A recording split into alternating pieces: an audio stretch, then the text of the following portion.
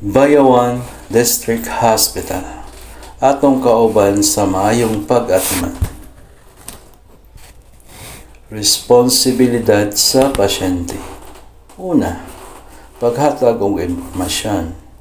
Ihatag ang husto o kumpleto nga impormasyon sa doktor ug staff bahin sa inyong kahimtang.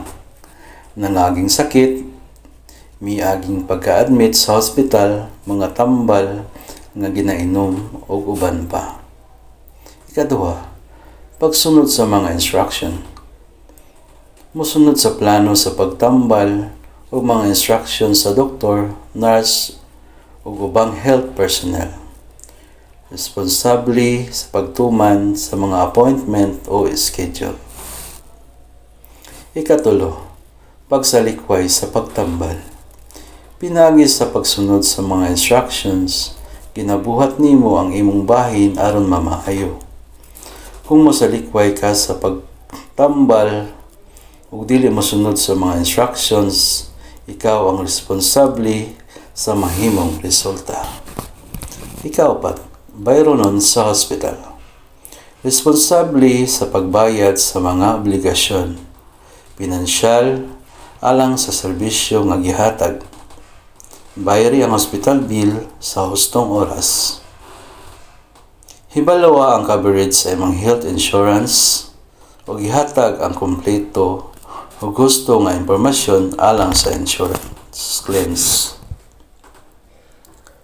Ikalima, mga balaod o regulasyon sa hospital. Musunod og morespeto sa mga balaod o regulasyon. Likayi ang alcohol, sigarilyo, dili resitadong tambal o droga. Sundon ang no smoking policy. Tumanon ang visiting hours. Magpabilin sa kwarto gawas kun para sa pagtambal o resitang ehersesyo. Ika-6, kalimpyo o paglikay sa impeksyon. Panghunaw sa kamot kanunay gamit ang sabon o tubig o alcohol-based sanitizer. Sundon ang infection control measures sa hospital. Ika-7, respeto o pagtagad. Respetari ang staff o bang pasyente o bisita. Ayaw sulod sa kwarto sa ubang pasyente o sa restricted areas. Likayi ang bastos nga sinultihan o lihok. Likayi ang saba nga panag-istorya. Respetuha ang mga kabtangan sa uban ug sa hospital. Likayi ang paggamit sa cellphone nga makasamok sa uban. Ika-8, pagpangutana.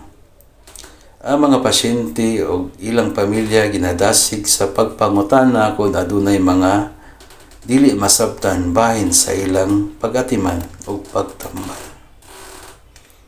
Ika-9, sa dili pa mo pauli, siguraduha nga masabtan nimo ang tanang discharge instructions.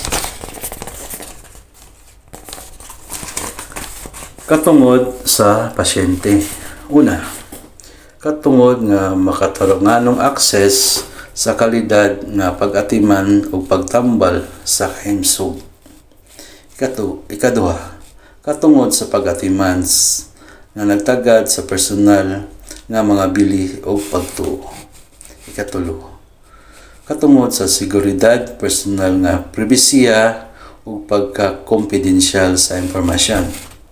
Ikaapat, katungod sa pagdawat o pag-atiman sa luwas nga palibot. Ikalima, katungod nga mahibalan kung kinsa ang nag-atiman kanimo. Ika-6, katungod nga mahibalan o moapil sa mga desisyon bahin sa pag-atiman. Ika-7, katungod sa informed consent. Ika-8, katungod sa pagsalikway sa pagtambal o pagpangita o laing medikal nga pag-atiman. Ika-9, katungod sa pagbalhin o padayon nga pag-atiman.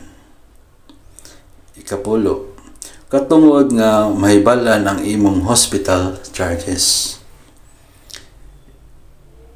Ikaunsi, katungod nga may balan ang mga balaod o regulasyon sa hospital. Ikadusi, katungod sa walay babag nga komunikasyon. Ikatresi, katungod sa advanced directives and end-of-life care. Daghang salamat. Tignumbala.